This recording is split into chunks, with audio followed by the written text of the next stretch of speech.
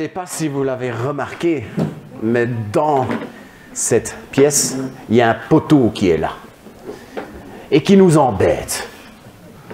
Ah, ce serait bien si on pouvait se débarrasser de ce poteau.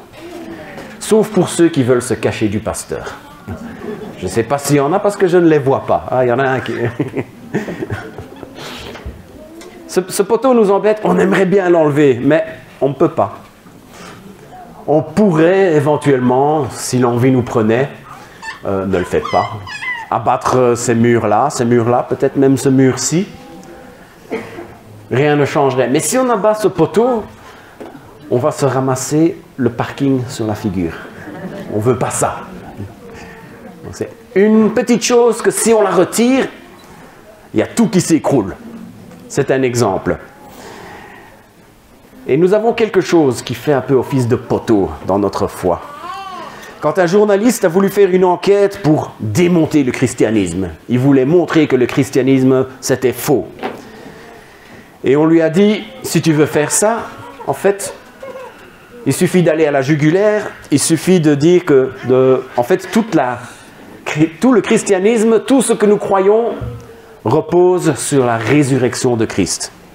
Si Jésus n'est pas ressuscité, ben c'est comme si on enlevait ce poteau. Il y a tout qui s'écroule. C'est comme un château de cartes. On en enlève un, il y a tout qui tombe. Parce que sans le christianisme, il n'y a plus de christianisme. Sans la résurrection, il n'y a plus de christianisme. Au mieux, ça ferait de Jésus un martyr. Donc ça ferait de lui un rabbin qui n'a pas été très bien compris. Au pire, ça ferait de lui un fou furieux ou un menteur qui est mort en martyr. Sans la résurrection, il n'y a pas de christianisme. Aujourd'hui, je ne vais pas trop parler de pourquoi je crois à la résurrection. Si vous voulez en parler, interpellez-moi après, j'en parlerai avec joie. Et je le ferai probablement l'année prochaine, je le ferai probablement dans d'autres prédications. Mais aujourd'hui, j'aimerais regarder aux implications. Mais pourquoi est-ce que la résurrection de Jésus est si importante? Premièrement, la résurrection de Jésus est importante parce qu'elle confirme qui il est. Les enfants, si quelqu'un venait vous dire « Je suis l'homme le plus rapide du monde » et après on fait une course et qu'on le bat, on ne va pas le croire. Ça fait de lui un menteur ou quelqu'un de pas très intelligent en tout cas.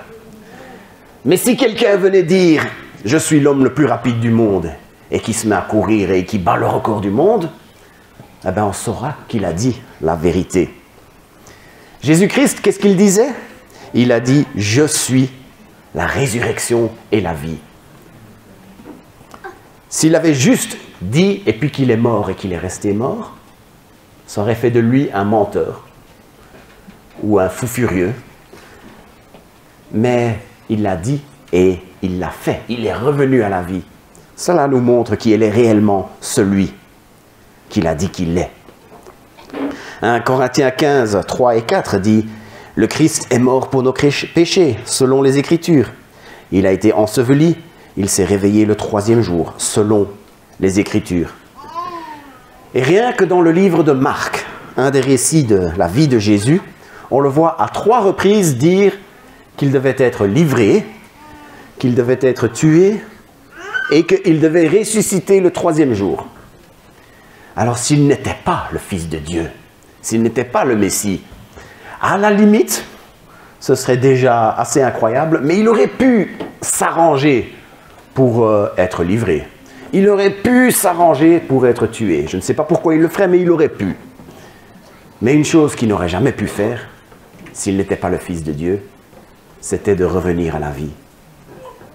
Mais il l'a fait. Et voilà pourquoi Pâques est un moment si réjouissant.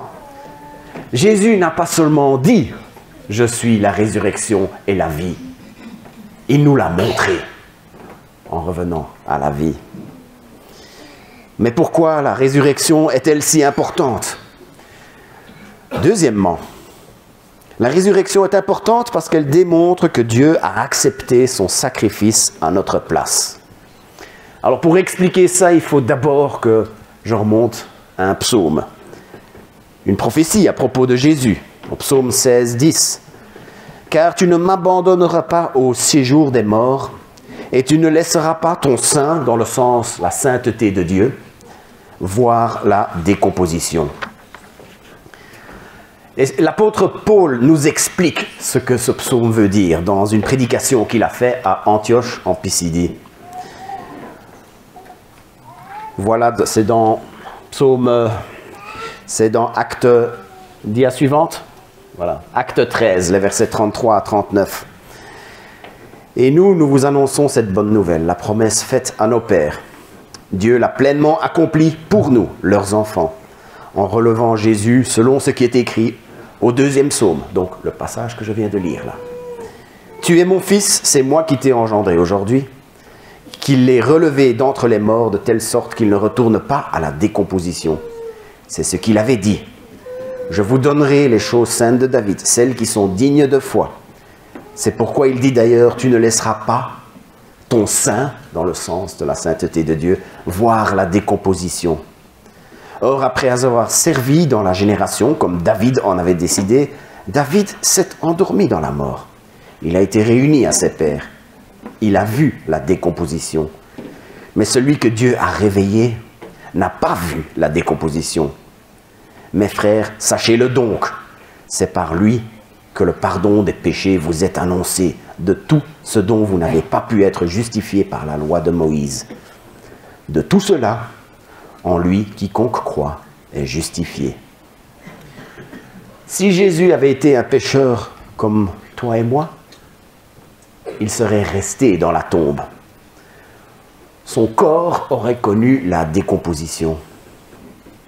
Et il n'y aurait pas de pardon des péchés, il n'y aurait pas de justification. Mais il est dit que Dieu n'a pas permis que son corps voie la décomposition. Il a fait ce que la loi ne pouvait pas faire, nous justifier, nous apporter le pardon des péchés. Et c'est sur ce mot de la fin, là, de Paul, en croyant en lui, nous pouvons être justifiés. Mais pourquoi la résurrection est-elle si importante? Troisièmement, elle est importante parce qu'elle garantit que les corps de ceux qui croient en Christ ne seront pas morts, mais seront ressuscités pour la vie éternelle. C'est dangereux de garantir des choses. Vous remarquez que je ne le fais pas souvent. De dire, ceci va arriver, vous allez recevoir ceci. Mais nous avons ici quelque chose que nous pouvons, en tant que chrétiens, garantir. Nous pouvons garantir et nous n'avons pas à hésiter. Nous ne resterons pas dans la mort. Nous connaîtrons la mort, probablement, à moins que le Seigneur ne revienne avant. Mais un jour, nous connaîtrons aussi la résurrection. C'est dans 1 Corinthiens 15 que l'apôtre Paul fait la démonstration. Il fait ce qu'on appelle une démonstration par l'absurde. Donc il dit, si on dit qu'il n'est pas ressuscité, voilà ce que ça implique. Et si le Christ n'est pas réveillé, votre foi est futile. Vous êtes encore dans vos péchés. Et ceux qui se sont endormis dans le Christ sont perdus. Si c'est pour cette vie seulement que nous avons mis notre espérance dans le Christ, nous sommes les plus pitoyables de tous. En revenant à la vie, Jésus, il a été le premier à se relever pour la vie éternelle. Tous ceux qui croiront en lui peuvent le suivre. Il a déverrouillé la porte, il a déblayé le terrain. Quand des navires veulent traverser une mer gelée, en fait, quand la glace est trop épaisse, un bateau normal ne pourrait pas passer. Alors qu'est-ce qu'ils font? Il y a un brise-glace qui passe en premier. C'est un bateau qui s'est monté un petit peu sur la glace et avec le poids, il écrase. Et il continue, il monte, il écrase. Et en plus, il est renforcé, comme ça il casse la glace et il peut avancer. C'est le seul bateau qui est capable de faire ça. Les autres bateaux, tout ce qu'ils ont à faire, c'est de suivre dans la voie qui a été tracée. Pour eux, c'est rien de plus facile. Le premier, il doit cravacher, il doit il doit galérer, il doit pousser, il doit utiliser beaucoup d'énergie. Les autres suivent. Et c'est la même chose. Jésus, en ressuscitant, il a été le premier à revenir à la vie. Il a en quelque sorte brisé la glace. Il a créé un chemin. Et nous pouvons le suivre. Nous pouvons revenir à la vie aussi, pour la vie éternelle. C'est une promesse, c'est une garantie que la parole de Dieu nous donne. Et nous pouvons le suivre du moment que nous croyons en lui, si nous l'acceptons comme Sauveur et comme Seigneur. Et le mot de la fin, je vais le donner à l'apôtre Paul.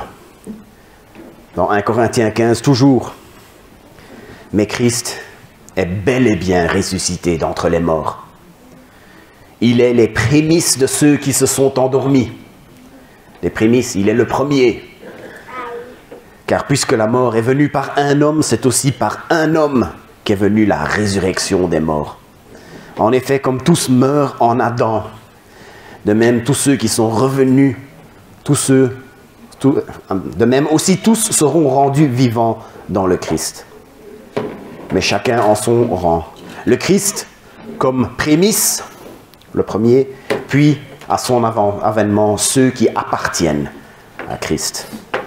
Ensuite viendra la fin, quand il remettra toute la royauté à celui qui est Dieu et Père, après avoir réduit à rien tout principat, toute autorité, toute puissance, car il faut qu'il règne jusqu'à ce qu'il ait mis tous ses ennemis sous ses pieds.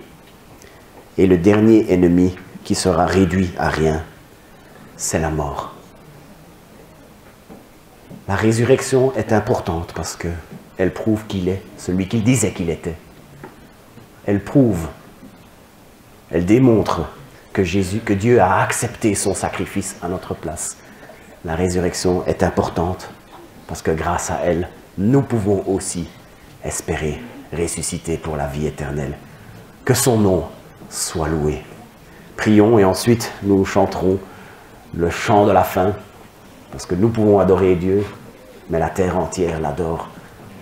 Les cieux proclament sa gloire. Prions. Seigneur notre Dieu, nous sommes reconnaissants pour ta puissance. Nous sommes reconnaissants parce que tu as ouvert la voie. En mourant cette mort que nous devions mourir, en déchirant le voile, en enlevant ce panneau, interdiction d'entrée, tu nous permets maintenant de pouvoir entrer en ta présence, connaître ta joie, connaître tes promesses et de pouvoir un jour dans ton temple pouvoir t'adorer. Ce sera mieux que 1000 ailleurs. Seigneur, nous te remercions pour cette espérance. Et Seigneur, nous voulons te prier pour que, tout comme dans la dernière phrase de Matthieu 28, nous puissions aussi l'annoncer, que tu permettes à d'autres d'accepter encore cette merveilleuse promesse. Tu es notre Sauveur, Seigneur. Tu es notre Seigneur.